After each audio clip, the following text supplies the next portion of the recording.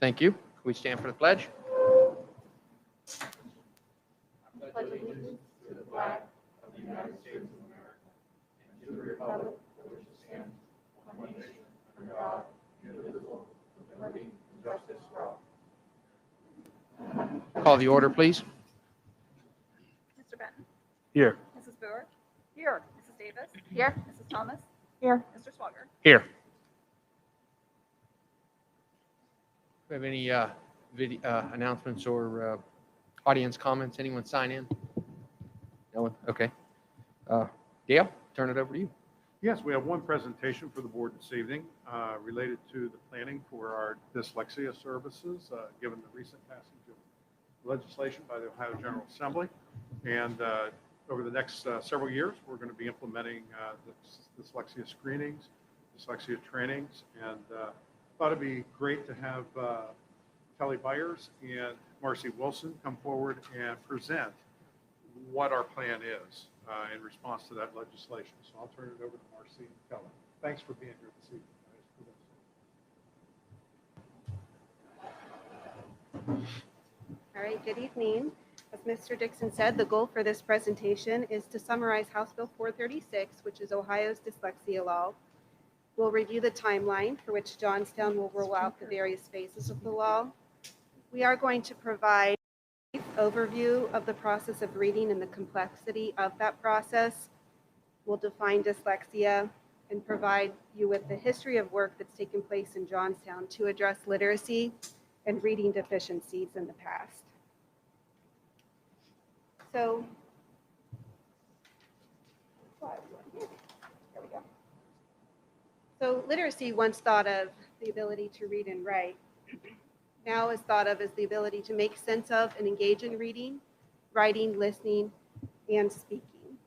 Students entering adulthood in the 21st century will read and write more than any other time in human history, and they will need listening and speaking skills to perform their duties and interact in their personal lives. So like I said, in today's world, literacy is about being able to make sense of and engage in reading, writing, listening, and speaking. However, we first want to look at reading within that big definition of literacy. We're going to break this down into what's called the simple view of reading. There's an equation at the most basic level that takes the reading comprehension as being the product of decoding and language comprehension. So this simple view formula demonstrates that a reader must have strong decoding and language comprehension skills to achieve 100% reading comprehension. If a student is missing either decoding or language comprehension, they cannot achieve reading comprehension. A student with half mastery of either will only achieve half mastery of comprehension. And a student with less than half mastery will achieve lower reading comprehension. So that's the simple view of reading. To go a little bit deeper into that, this explains the complexities involved in learning to read and why Ohio understands this as well and is coming out with Ohio's dyslexia law. So over here we have a skilled reader. A skilled reader is one that can read fluently and execute their ability to read fluently and comprehend those language skills and have rapid word recognition. When we talked about that simple view of reading, we saw language comprehension. Now we see all of those strands and processes and skills involved in language comprehension. And then we see the decoding and all the pieces of word recognition. So if we think of this like a rope, where these skills build and need each other to build a strong rope, and then this rope, and then they intertwine together to make a skilled reader. If one strand of the rope is weak, then that impacts the skilled reader. If all of the strands are crucial to becoming a skilled reader. It's important to know that this does not happen overnight, and it does require explicit instruction and practice over time. So as we think about that, it can start to help us understand what is dyslexia. Well, in the presence of at least average cognitive ability, dyslexia is characterized by difficulties with accurate and fluent word recognition, poor spelling, and decoding abilities. The difficulties result from a deficit in the phonological component of language. And a lasting misconception of dyslexia is that children see letters or words backwards or reverse their letters when writing, where current research shows that dyslexia lies in the way that the brain sounds, the way that the brain process sounds. It is a neurological disorder.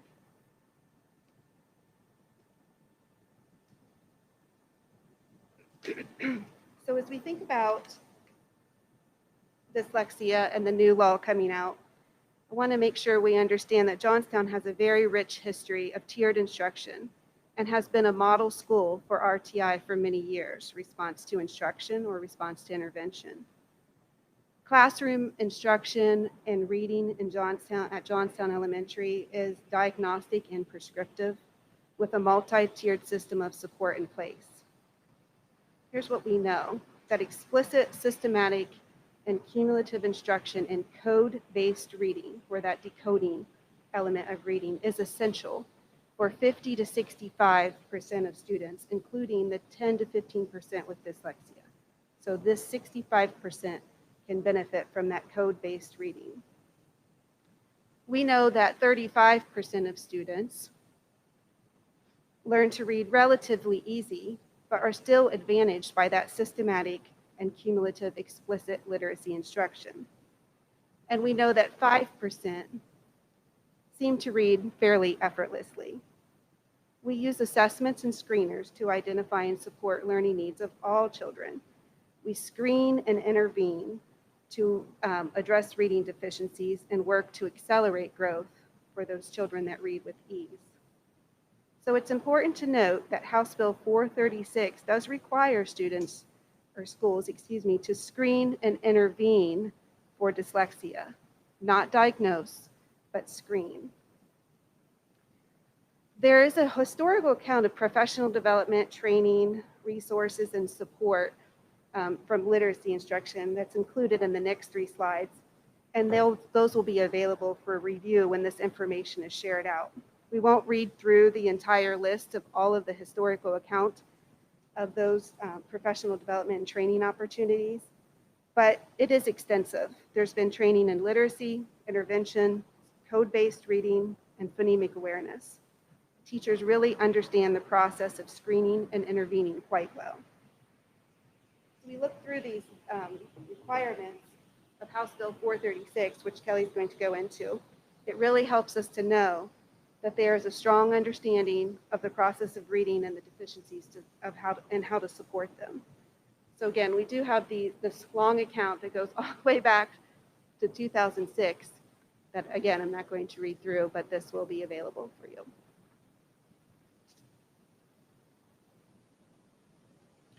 Now for the nitty-gritty of what House Bill 436 tells us we have to do.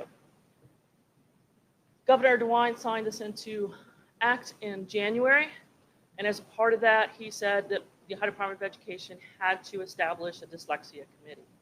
My understanding is that committee has been formed, and they're now tasked with, before the end of this calendar year, December 2021, to come up with a dyslexia guidebook that will be put out to districts. In the guidebook, it will establish screenings, intervention, and remediation. So it will tell us what that should look like. Before having that guidebook, it's going to be really hard to make plans because we don't know what screening is going to look like. Are they going to give us a list of screening tools we can use? Are they going to prescribe a screening tool for us to use? What does that intervention have to look like? What does the remediation have to look like? So until we get that dyslexia guidebook in December, it's going to be really hard to make our plans for moving forward, but there are some things that we do know. There are going to be prescribed number of clock hours that teachers are going to have to do professional development. Again, not knowing what that professional development is going to look like, whether it's going to be prescribed by the Ohio Department of Education or whether it's going to be left up to districts to determine. I've seen clock hours are going to be anywhere from 12 to 18 clock hours a year in professional development for our teachers. The committee will recommend what the intervention needs to look like, who should receive certification, and those professional development requirements as we move forward. As a part of the screening and professional development, in ODE in collaboration with the Dyslexia Committee, we'll again identify what that screening needs to look like. We know that the screening has to start in 2022 and 2023 school year. So between January and the end of the school year next year, we're going to have to determine what that screener is. We're going to have to get training done for teachers if it requires training. We're going to have to get a training schedule, a screening schedule in place. So those are just some of the things that we're going to have to do as a district. As far as professional development, that's phased in over several years. So we have a little bit of time of looking at our professional development and what that needs to look like for our teachers. We have to establish a multi-sensory structured literacy certification process. Have no idea what that is going to look like until we get that report from the committee and get some guidance on that. That will come into play in 2023, 2024. So what Marcy and I have sat down and looked at is we've looked at the things that we can start looking at now. And we've kind of put together a timeline. Governor DeWine, as I said, signed that in January 2021. So this spring, we've started to do some things. We've reviewed the law and the timelines, and there will be a link within this slide presentation that will give you the timelines going out additional years and what's going to have to take place in those years. We've informed staff through staff meetings of this new legislation and what that means for them. We're going to post information on our website. We're having teacher focus groups, and we're reviewing training opportunities for our teachers. We're not moving forward with training at this point, again, because the state, we don't know what that training is going to have to look like. We don't want to send our teachers out for training and have it not be approved. Next fall, we still don't have the committee book, so we're just going to continue to look at what our current practices are, review our curriculum needs, updates to staff, and continue with our teacher focus groups. January through May of 2022 is when the work really starts. There are 10 bullet points there, but that is a lot of work for us to get done in January through May, considering all the other things we have to do during that time frame, such as state testing, iReady testing, all of the end of course assessments. This is going to be a lot of work. So we have to review that guidebook once it comes out. We have to establish what our multi-sensory structured literacy certification process is going to be. We have to figure out what our professional development is going to be. We have to review sources. We have to select the screener, establish a schedule for administering it, train teachers, and figure out how that measures up against the guidebook. We have to establish a multidisciplinary team that will analyze the data. We have to continue to update parents, develop a parent notification process, identify the system for monitoring and documenting progress, and for getting our teachers the professional development they need. There's a lot of develop, review, identify, establish in those points. And I just reiterate again, that's going to be a lot of work in a short period of time. As we know, January through May goes very quickly for us. Beyond that, looking forward going into the following school year, we're going to have to continue looking at that professional development. As far as targeted professional development for our teachers, ODE has already put that into act. By 2023-24, our teachers have to have certain things. By 24-25, teachers have to have a certain thing. So we already know that this is a long-term process, but we're going to have to look at those administration scores. We're going to have a formal parent notification system, continue to administer the screenings according to the established guidelines, reflect and evaluate the screening, intervention, and monitoring process. We have to see if it's working, and we have to report the results of screening measures to ODE.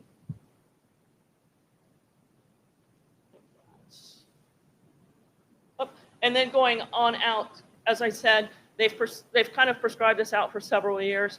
So 23, 24, our kindergarten and first grade teachers, including the special ed teachers, need to have some kind of certification.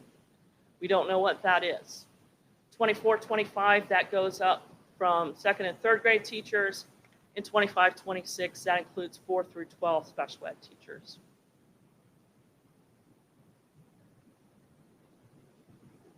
And there are a couple of websites. I did notice today that ODE had some frequently asked questions posted up, but they referred all back to the House bill. There weren't really any additional answers on their website as of now.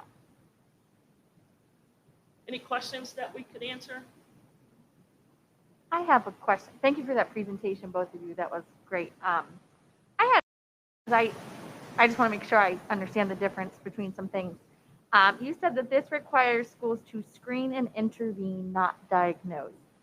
That means nothing to me.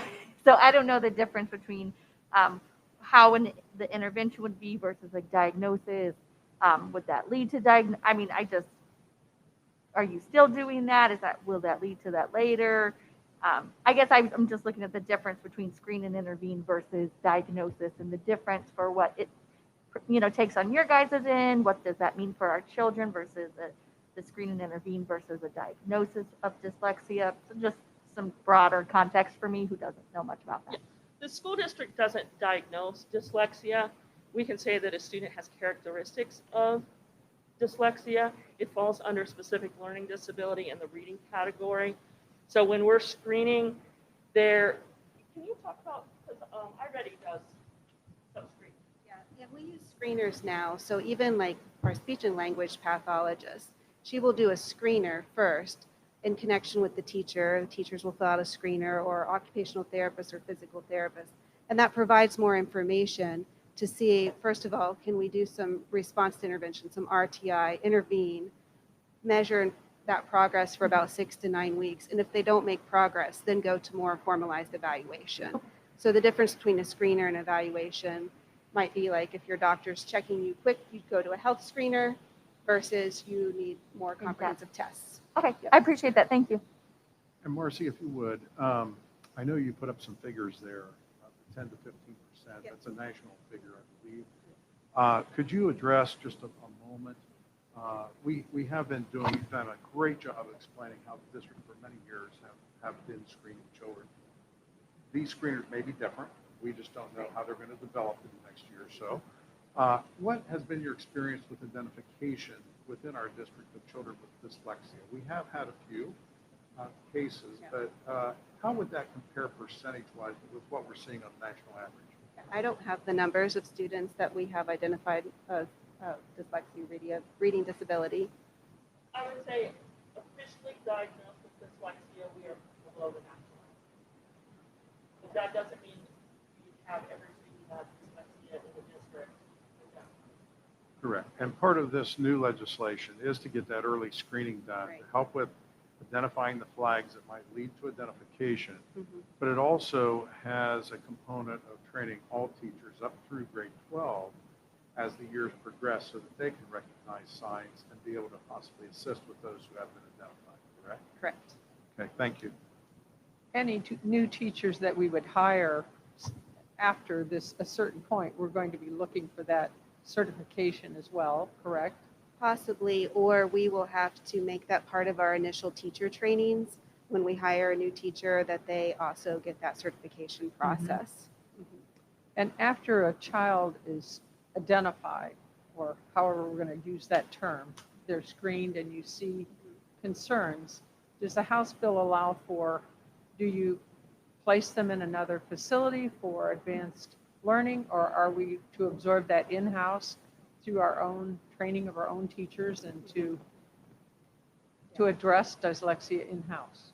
Yeah, so we're just screening, and then we become prescriptive and we start to provide intervention. So that's the certification process that we believe teachers will receive training in how to specifically intervene. And if you look through that historical timeline, those slides, a lot of our teachers have received a lot of code-based training of the decoding process.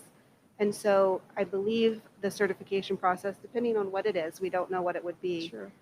won't be unfamiliar to them, but it will require them to have a certification process. So then once they know what to do, they can intervene. I believe they progress monitor for 6 weeks is what we believe right now. Again, the guidebook hasn't come out yet, but they'll intervene for 6 weeks, track that progress. And if the child makes progress, then, there might be a second phase of a screener. We don't know exactly what that's going to look like yet, but you could screen again, or they might have just not had might have had tendencies for dyslexia, but once they make that progress, maybe they can't overcome dyslexia. So again, that's why we're not diagnosing. We're screening for those reading deficiencies. How to accommodate it rather than Right. saying yes. Exactly. Okay. A major undertaking. Yes. A lot of tentacles in that bill. Yes. I do Thank want to you. thank you for your Thank you. time. Thank and- you. And discussion since January. It's been great. Appreciate your time putting this presentation together.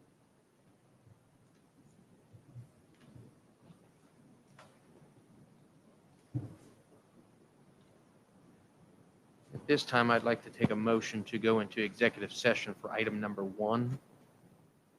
So moved. Can I get a second? I'll second. On the roll? Mr. Benton? Yes. Mrs. Dorr? Yes. Mrs. Davis? Yes. Mrs. Thomas? Yes. Mr. Swacker? Yes. We'll just go We across. move Yeah, across we'll the just move hall. across the hall.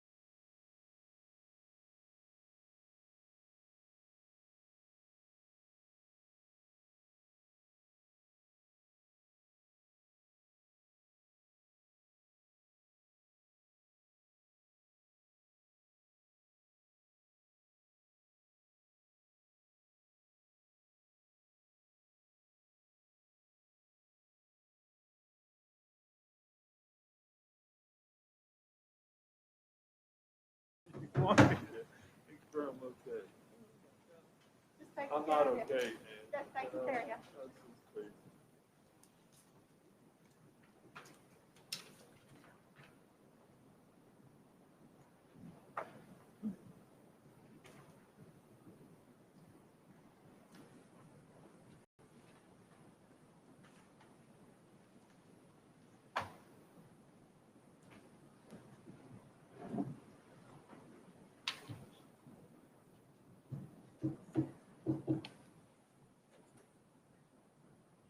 Sure.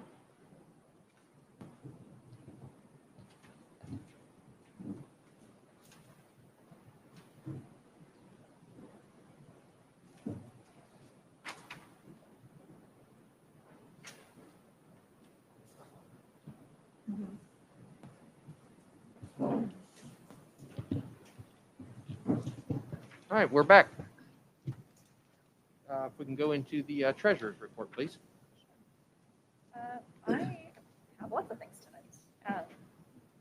We have to do our twice-a-year update for the 5-year forecast. We do the main one in November. This is just a supplemental update now that we have more data for the current year.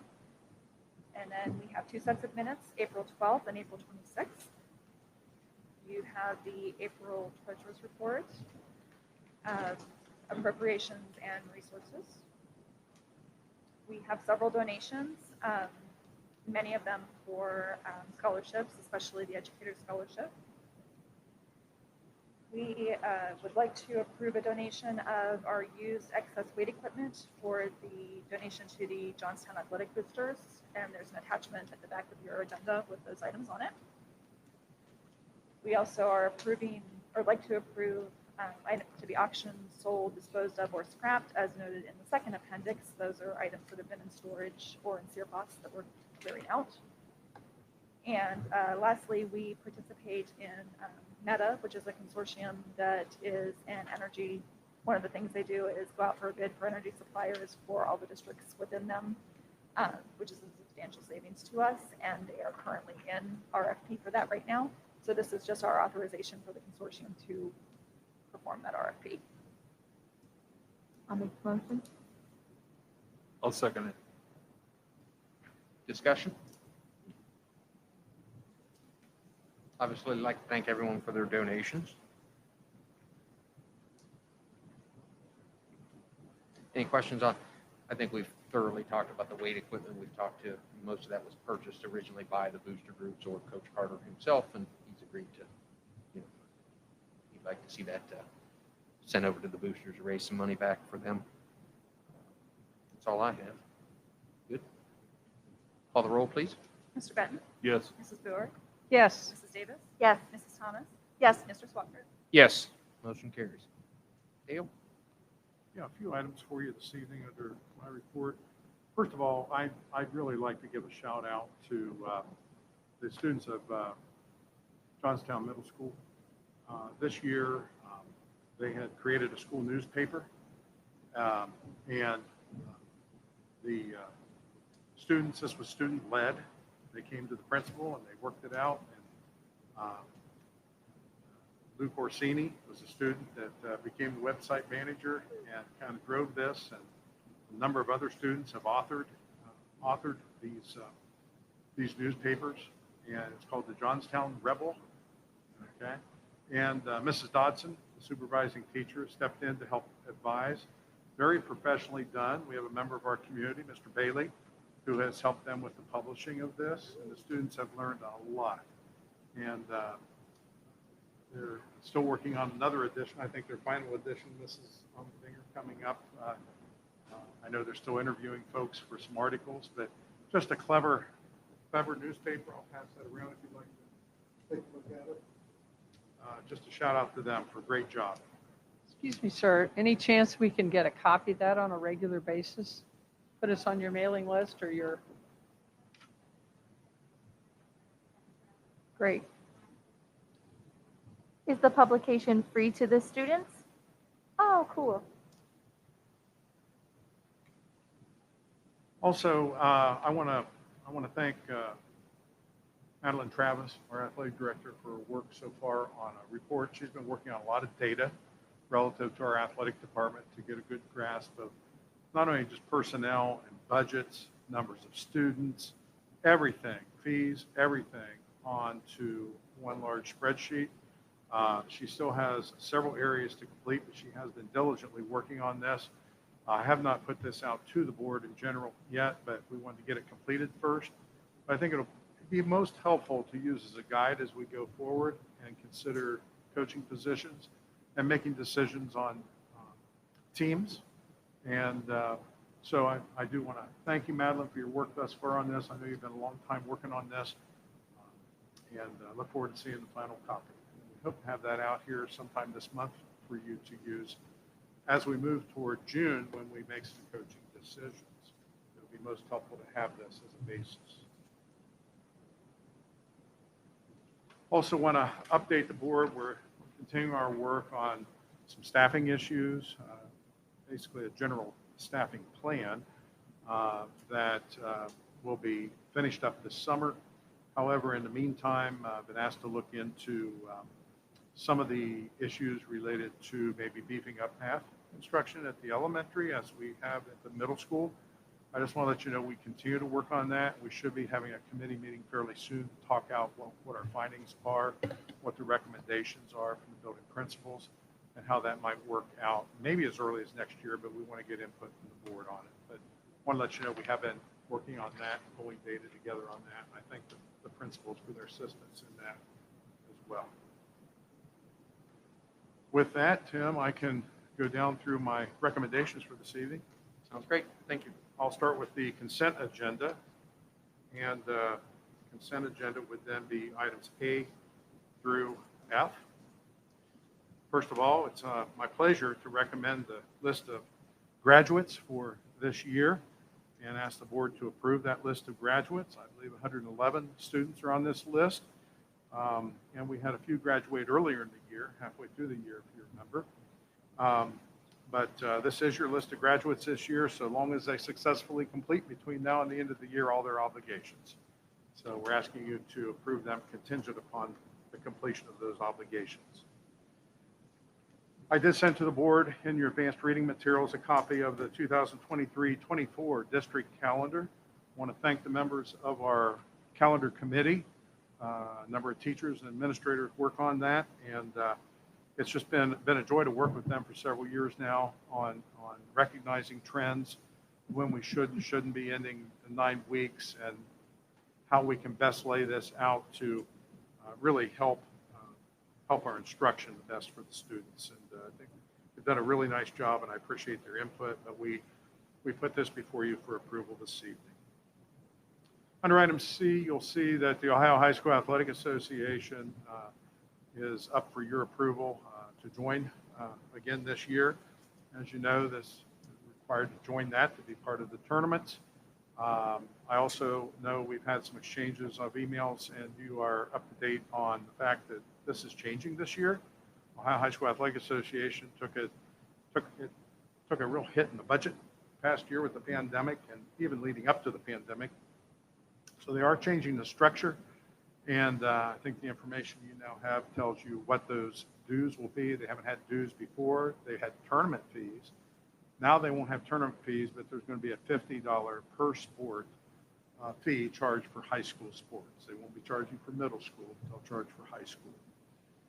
And so they will be instituting that, but that was not established really until the end of last week by Ohio High School, which was after they put out the request for membership. And it was voted on by the membership to have the fees. Under item D, we're asking the board to approve the following handbooks. It would be the high school student handbook, the middle school student handbook, the elementary school student handbook, the Peak handbook, formerly known as JOLT, the gifted handbook, and I want to thank Holly Hartman for that work on that handbook, and the use of technology device handbook. I had given you a hard copy at the last meeting, but I think we included it in your read ahead materials as well. With those that came out to you, you should have seen change sheets accompany them to help you target in on those pieces of the handbook that were changes from last year to this year. Under item E, asking you to approve the band summer camp contingent upon the spread of this COVID-19 virus, and so long as the orders from the health department and the state allow such activity to take place, we wanted to go ahead and make plans and be very hopeful that our students can go to band camp. And likewise, Tim, under item F, we're asking you to approve the football camp that'll be held July 17th through the 19th. Again, contingent upon our ability to do that under this pandemic. Those are my general recommendations for you this evening. Can I get a motion? I'll make the motion. A second. Discussion. Did you want to pull the graduates out and approve them separately? I think we did that last Should time. have. I think we yes. did that last time, We did. last year. All right, can I get a motion to? I'll amend my motion There, to, thank you. I'll make the Exclude. I'll amend my motion just to include item A. I will second that.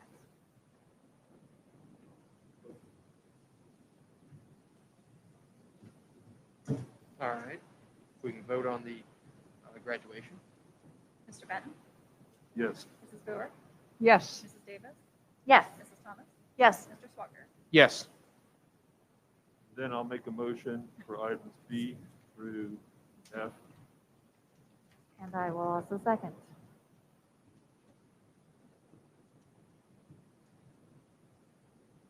Discussion. The only question I had was on the elementary, was the elementary one included the school calendar? The only question or concern I had was that it changes so much. Do we really want to put the calendar in the handbook? Just so that there's no confusion. It's on page 4, or page 3. Of the elementary handbook. And I Really, apologize, I didn't pleasure. have time to review it until today. This is I what understand. I apologize to the principals as well. No, certainly we will post, keep the current on our websites and announce any changes, as we really had to do this year multiple times. I don't have any objection personally to removing that. Janet, Marcy, any problem with having the calendar out of the handbook? We can certainly approve it without that in there on that basis. I don't think that's a major Just issue. in case. Just in case there is a change. Yeah, If somebody prints, I know I usually print these out for myself, or for my kids. when print them they're and in they're on the school. refrigerator. And then I put them up there, and then I'm going to refer back to it, so. Sure, sure.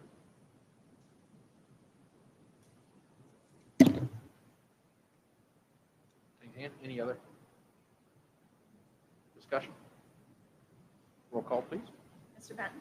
Yes. Mrs. Brewer? Yes. Mrs. Davis? Yes. Mrs. Thomas? Yes. Mr. Swager? Yes. Under personnel recommendations this evening, I understand item A, you would like to separate these into 3 separate votes before we proceed, Mr. Swager, with item B and beyond. Correct. And so this first recommendation under A would be to approve a contract with Maintenance Supervisor Brian Abersold at a one-year contract. Then you would have a separate motion and second to vote on Chris Almendinger's contract, recommending a 3-year contract. Then you would pull out and separately vote on Madeline Travis as our high school athletic director and dean of students, who I'm recommending with a 2-year contract in keeping with our normal progression on the contracts for administrators. Do you wish to take action on that before I describe B and beyond? Yeah, let's go ahead and do that. Can I get a motion on, I'll call it A1? I'll make the motion for A1. A second. Discussion? Yes, I am going to probably stray from the group. I'm not sure how far, but I will be voting no on Brian Abersol's contract, not because I don't want him to have a contract, but rather I think the 1-year contract is inappropriate. So that's just a personal opinion. So when you hear that, don't be alarmed. It's nothing serious. It's just I feel that way about his contract. Thank you. Any further discussion? Call the roll, please. Mr. Benton? Yes. Mrs. Brewer? No. Mrs. Davis? Yes. Mrs. Thomas? Yes. Mr. Swager? Yes. I get a motion on A2. I'll make the motion for A2. I'll second it. Discussion? Call the roll, please. Mr. Benton? Yes. Mrs. Brewer? Yes. Mrs. Davis? Yes. Mrs. Thomas? Yes. Mr. Swager? Yes. A3. I'll make the motion for A3. I'm in a rut, Tim. Can I It's get been a long second? day. You're just front stage, that's all. No. Thank you. Can I get a second? I'll second. Discussion? Roll call. Mr. Benton? Yes. Mrs. Brewer? Yes. Mrs. Davis? Yes. Mrs. Thomas? No. Mr. Swager? Yes. On to B. Okay, item B, I'm asking the board to approve certified positions for employment as listed. I won't read them each individually to you, but they are listed there for you to consider. Under item C, I'm asking you to approve the list of classified positions as listed. Under item D, we have one boys soccer volunteer that I'm recommending to you this evening be approved. And I might add that as normal, we'll be bringing most all of the supplementals to the June board meeting. However, this one was done in the end, so we went ahead and processed it.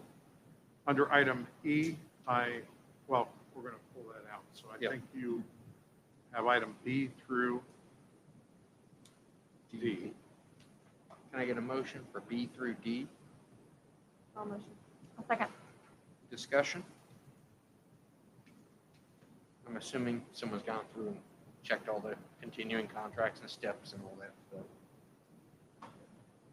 Okay. Roll call? Mr. Benton? Yes. Mrs. Brewer? Yes. Mrs. Davis? Yes. Mrs. Thomas? Yes. Mr. Swager? Yes. And under item E, we separated this out because I know we did have some questions when this preliminarily was introduced to the board for consideration. We're asking you to, for the high school, approve up to 5 teachers to serve as credit recovery support for a maximum of 10 days at $200 a day during the summer of 2021. This is clearly being presented to you for a one-time only program. We believe that students had some extra struggles this year relative to their courses brought on by the pandemic. We normally have a credit recovery program that runs pretty much all summer, 2 hours per week. The students are required to be here and do their work. That will run simultaneous as an option. However, if we get up to 5 students per teacher, Mr. Busenberg would like to have this option to run this over a 9-day period of time, with a 10th day being a makeup day. So that's the 10 days per teacher, to give our students optimal opportunity to get in and make up for this one-year program. So I recommend it to you this evening, and Mr. Busenberg's here should you have any questions as well on any of the details. Thank you, Dale. Can I get a motion? I'll second. Discussion? Yes, I'd like to ask a couple questions, Derek. What is how are we going to determine when a course is not successful? Let's say we have 3 kids coming to a specific area, and I apologize, I didn't read in depth some of the information that I had. So if it's a repetitive question, I beg your forgiveness, but please explain to me, if we have 3 kids that are coming but not regularly, how do we say this course, or do we merge that with another course? I think I read that somewhere, we merge that. Yeah, so that's a great question. There's a lot going on with this proposal, but essentially, we have some teachers who are going to be offered credit in different courses, similar subjects, so like algebra 1 and algebra 2, at the same time. We have 2 English language arts teachers who will be helping us cover English credits in 3 different classes, so we have 9 kids left.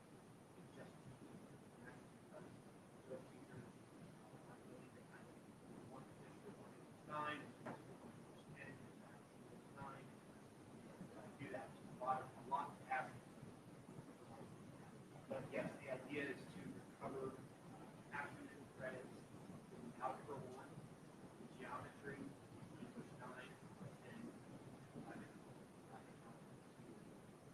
Three math classes. The reason we chose the math is that students need 4 units to go through that. We do have science and social studies failures that are, but they only need 3 units to graduate in 4 years. So it's easier for us to cover the credits.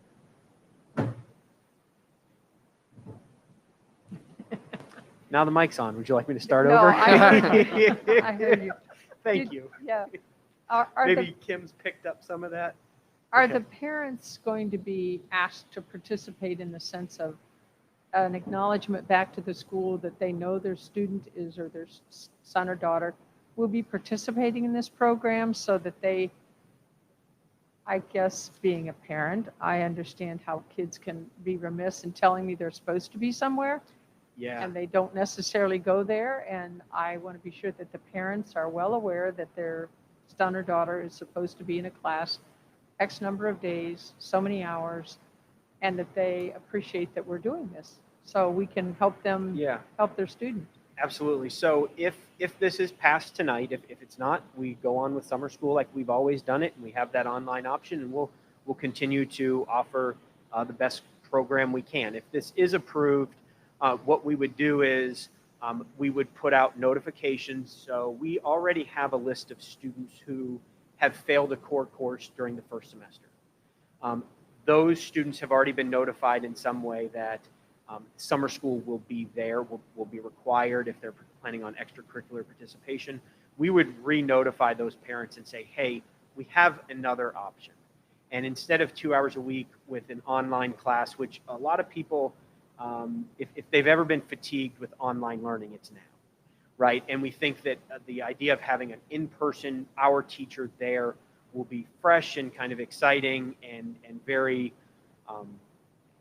appealing to a lot of parents. But we'll put that out there, and we'll put a deadline of when they need to notify us back, because we had talked about, we need to have at least 5 students per teacher to justify the expense of this course. So we would put it out there as this is an option. We would try to explain in detail what the program would look like, the dates it would meet, the times, all of that stuff, and say, we need to know back by this date.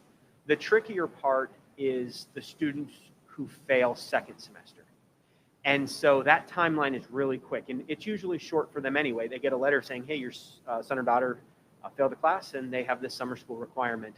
The in-person with those specific dates might be a little more challenging for those people if they already have a vacation booked or plans made.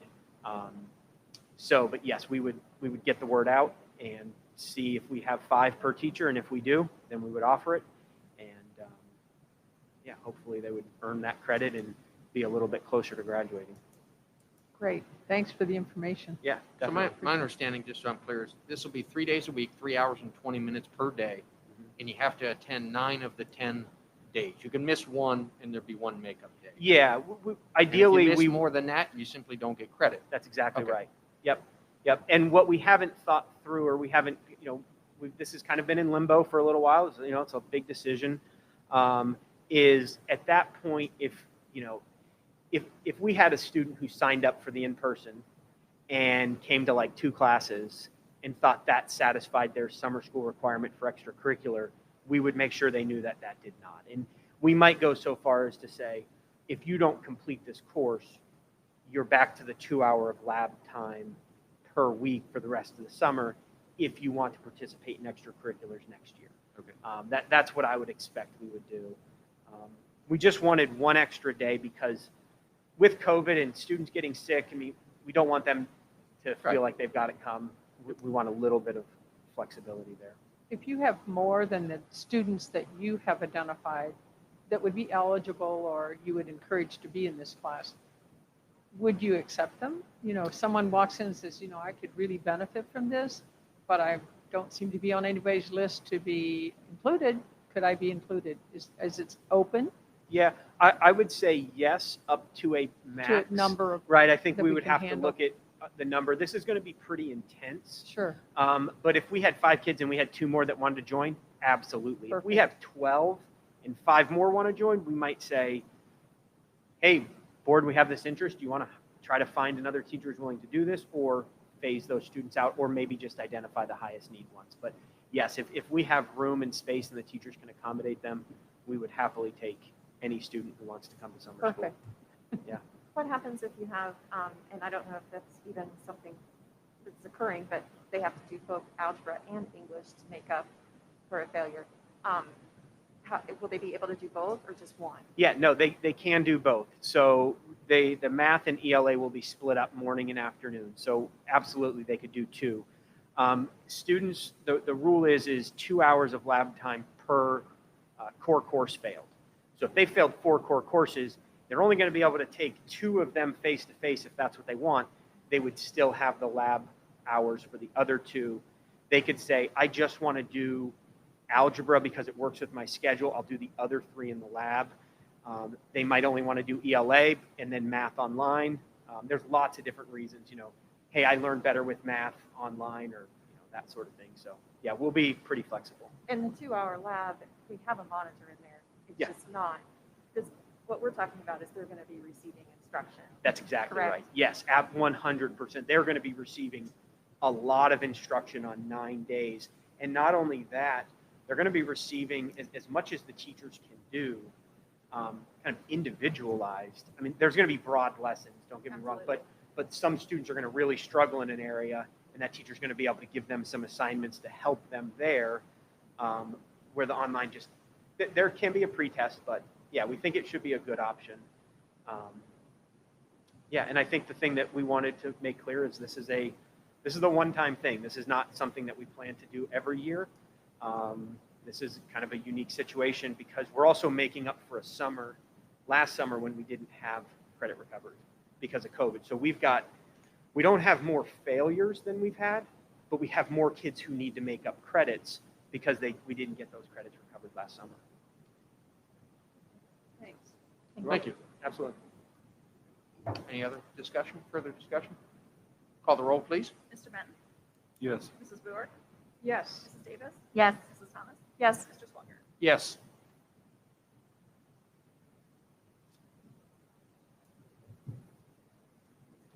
Any committee reports?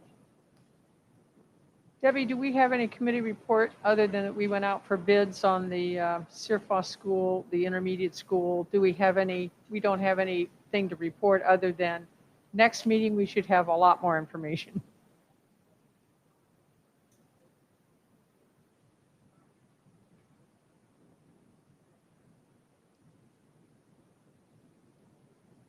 Great.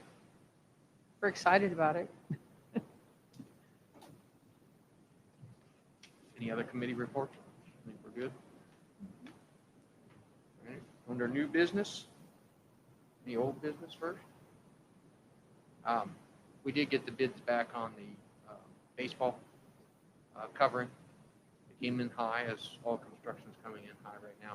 That's going to have to be a further discussion as to what we want to do down there, and it also plays into some construction at the middle school for the cafeteria, the cooler, Yes. outdoor cooler. So there'll be some more discussion. I just want to let you guys hear that now, that the middle school cafeteria is looking at either getting some outdoor coolers, expanding. We have some capacity issues up there as we continue to grow. So Max is looking at some, but then we've got a shed that sits back there that makes it impossible to put the outdoors. So that has to move. When that moves, it kind of all plays into what are we going to do with this stuff, and we'll just have to have a bigger discussion about how that plays out. Be glad to gather more information on that and get the quotes. If I shared the drawing with you and what Mr. Carver would like to request, which I think is very reasonable. We have some ideas about the shed that we can talk about. That's what we've got to further. decide is what we're going to do with that. Mhm. It's the wrestling shed, I call it. Right. We've got to Got the decide. mats It's got the mats in it. We've got to decide what we're going to do with that because it's where we have to put the cooler, where do we move that to, all those types of things that fall into that conversation. So just want to let everyone know if you see anything on that, that's what we're discussing. Anything else under old business for anyone?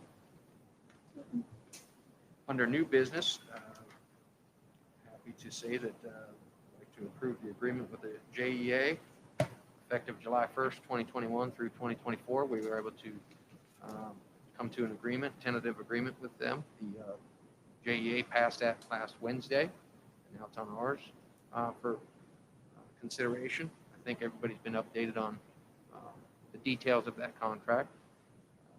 It was a fairly quick negotiations for us, and I was happy that we were able to meet and get this accomplished in a fairly expeditious manner. Any questions on that? We can get a motion. I'll make the motion. Can we get a second? I'll second. Any discussion on? Yeah, I want to thank the two board members, Tim Swager and Amanda Davis, that were involved in the process. I'd like to also thank the administrative team that was involved, and also all the teachers, representatives that were involved. It was a situation where we all came together, we all reached, agreement, and I'm very excited to be voting on this motion. Thank you. Thank you. Thank you guys for you. working on that. Mhm. All right. We can get the roll call, please. Mr. Benton? Yes. Mrs. Brewer? Yes. Mrs. Davis? Yes. Mrs. Thomas? Yes. Mr. Swager? Yes. Motion carries. Any other topics? We're never done before 8. We are tonight. Motion to adjourn. I'll make a motion. motion. Oh. Man, I was You trying got to it? get in there. Let Ruth Ann make it. No, I wouldn't let you, I acquiesce. I'll second it. We just wanted to say something, didn't we? We got 8 o'clock? Yeah. 8 o'clock We on have the to nose. vote. The vote. Mr. Benton? Yes. Mrs. Brewer? Yes. Mrs. Davis? Yes. Mrs. Thomas? Yes. Mr. Swager? Yes, motion carries. Thank you, everyone.